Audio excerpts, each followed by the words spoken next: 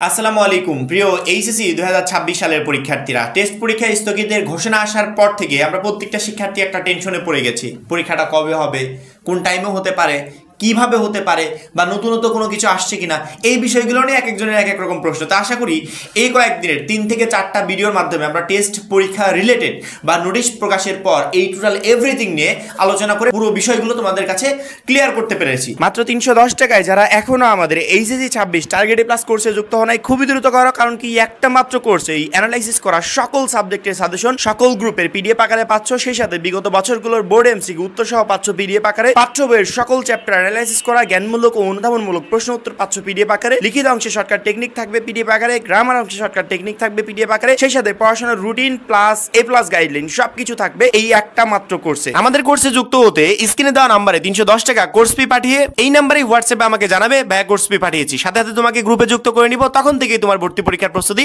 শুরু হয়ে যাবে। শিক্ষার্থীদের প্রশ্ন যে 2025 সালে 5 লক্ষ প্লাস শিক্ষার্থী ফেল করার পর 26 সালের প্রশ্ন কি খুবই কঠিন হবে নাকি নতুনত্ব কিছু আসছে, অর্থাৎ প্রশ্ন কি এতটাই হার্ড করা হবে যে শিক্ষার্থীদের এখন থেকে তার প্রস্তুতি নিতে হবে, বা 26 সালের পরীক্ষায় এর থেকেও বেশি পরিমাণ শিক্ষার্থী ফেল যাবে। আমি যদি প্রশ্ন নিয়ে কথা বলি, যে আমাদের মেইনলি পরীক্ষায় সবচেয়ে ইম্পর্টেন্ট কি জানো? ইম্পর্টেন্ট হচ্ছে প্রশ্ন। প্রশ্ন যদি সহজ থাকে পরীক্ষার রেজাল্টও ভালো হবে, প্রশ্ন কঠিন হলে পরীক্ষার রেজাল্টও খারাপ হবে। সেক্ষেত্রে টোটালি নির্ভর করে প্রশ্নের উপর যে আমি কতটুকু অ্যান্সার করতে পারছি আর কতটুকু অ্যান্সার করতে পারছি না। এইচএসসি 26 পরীক্ষার প্রশ্ন তুলনামূলক অন্যান্য বছর থেকে কঠিন হবে, এইটা তোমাকে কে বললো? মানে তুমি যে কমেন্ট করো যে ভাইয়া 26 সালের প্রশ্ন কি খুব কঠিন হতে চলেছে, এইটা তোমাকে কে বললো? অবশ্যই তোমার এটা মানে আনুমানিক একটা ধারণা। আমাকে যদি প্রশ্ন করো ভাইয়া 26 সালের প্রশ্ন কি কঠিন হবে, এক কথায় এক উত্তর যে না, কঠিন হবে এইটা বলা যাবে না। এখন প্রশ্ন যদি তোমার কাছে কঠিন লাগে সেটা তোমার ব্যক্তিগত বিষয়, মানে প্রশ্নে নতুনত্ব কিছু আসছে না। 24 সালে যেমন প্রশ্ন হয়েছে, 25 সালে যেরকম প্রশ্ন হয়েছে, 26 সালেও সেম কোয়ালিটিতে প্রশ্ন হবে। এই প্রশ্নটা যদি তোমার কাছে কঠিন মনে হয় এইটা তোমার ব্যক্তিগত বিষয়। প্রশ্নে কোনো পরিবর্তন আসছে না তো। এই যে 25 সালে 5 লক্ষ প্লাস শিক্ষার্থী ফেল গেছে কি প্রশ্নে পরিবর্তন আসার কারণে? একদমই না। কি জন্য ফেল গেছে? সিস্টেমে পরিবর্তনের কারণে। পরীক্ষার পদ্ধতি এতদিন যেমন ছিল সেই রকম 25 সালে নাই, 26 সালেও সেরকম থাকবে না। খাতা দেখার সিস্টেমটা এতদিন যেরকম ছিল 25 সালে সেরকম ছিল না, 26 সালে ওরকম থাকবে না। নাম্বার দেওয়ার যে সিস্টেমটা, টোটালি এভরিথিং, রেজাল্ট তৈরির সিস্টেম, টোটাল কিছুতে পরিবর্তন আসছে। এই পরিবর্তনের কারণে হিউজ পরিমাণ শিক্ষার্থী আটকে গেছে, পাস করতে পারেনি। এই পরিবর্তনের কারণে হিউজ পরিমাণ শিক্ষার্থী এ প্লাস পায়নি, আটকে গেছে।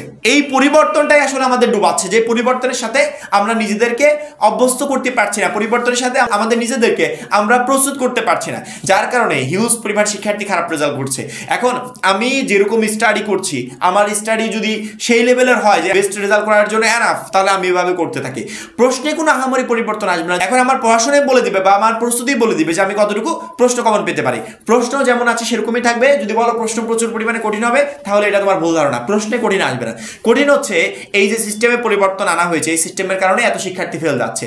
যখন এই সিস্টেমে পরিবর্তন আনা হয়েছিল না, তুমি কি কল্পনা করতে পারবে যে একটা বোর্ড পরীক্ষায় এইচএসসি 12 লক্ষ শিক্ষার্থী পরীক্ষা দিয়ে প্রায় 4 লক্ষ শিক্ষার্থী ফেল?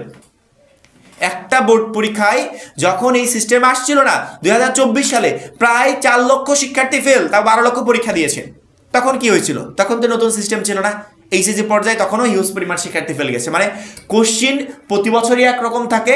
2025 সালে 1 লক্ষ প্লাস শিক্ষার্থী বেশি ফেল করার কারণ হচ্ছে নতুন একটা সিস্টেম আছে, এই সিস্টেমের সাথে অনেকে মানিয়ে নিতে পারেনি। একটা শিক্ষার্থী, যেমন ইংরেজি প্রথমের উদাহরণ দিই, 32 হলে আগে একজনকে পাস দিয়ে দিয়েছে 1 নাম্বার যোগ করে। এখন আর সেই শিক্ষকদের রাইট নাই। শিক্ষকরা যদি দেখে একজনের 32, ওইভাবে 32 রেখে দিতে হবে। 33 সে করতে পারবে না, কারণ বোর্ড থেকে নির্দেশনা দেওয়া হয়েছে একটা শিক্ষার্থী যে নাম্বার পাওয়ার যোগ্য, যা পাওয়ার যোগ্য ওইটাই পাবে, ওই রেজাল্টই তার থেকে যাবে। 1 নাম্বারও কোনো শিক্ষক এক্সট্রা তাকে দিবে না, যার কারণে হিউজ পরিমাণ শিক্ষার্থী আটকে গেছে, প্রচুর পরিমাণ শিক্ষার্থী ফেল করেছে। এইটাই হচ্ছে মূল কাহিনী। প্রশ্ন কঠিন হবে, টেনশনে পড়ে গেলাম যে হয়তো বা আমাদের প্রশ্ন সহজ হবে না, খারাপ রেজাল্ট করবো না। প্রশ্ন সহজ বা কঠিনের কথা না। এতদিন যাবো যেরকম প্রশ্ন হয়ে আসছে এইচএসসিতে, এই বছরও সেম কোয়ালিটির প্রশ্ন হবে। এখানে নতুনত্ব আসার কারণে আমরা আটকে যাচ্ছি। এই নতুনত্বের সাথে আমাদেরকে অভ্যস্ত করতে হবে।